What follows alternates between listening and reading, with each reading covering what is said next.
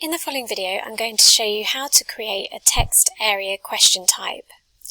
Once you're in the question editor, select Text Area box from the drop-down menu.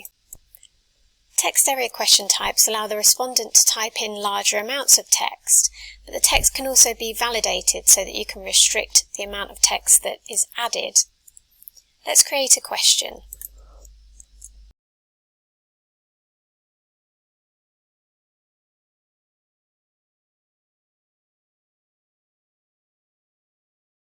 There are several validations you can use for this question type. So if I select this drop-down menu, if you want the respondent to provide you with a date, you could validate the question with this date option.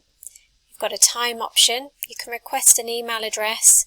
You can request a response that contains alpha characters or a mixture of alpha and numeric, or even a response that begins with a letter or number or ends with a letter or number.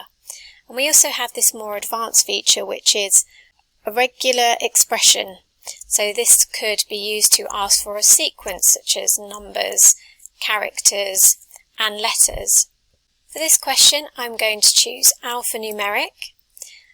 And then based around the question that I've asked, in no more than 300 words, I need to think about how many letters, potential numbers, full stops and spaces might be used. So I'm going to put in a minimum amount of 2,400 and a maximum of 2,800. You can then move on to add in some guidelines to help the respondent answer the question. If you want to make the question required so that they can't move on to the next steps until it's completed, you can select this checkbox.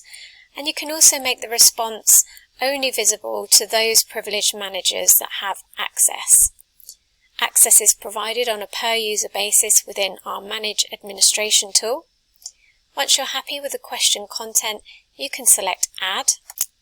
And then if I scroll down the page, you can see that the question now appears in the question library, which is ready for you to select when you create your questionnaire.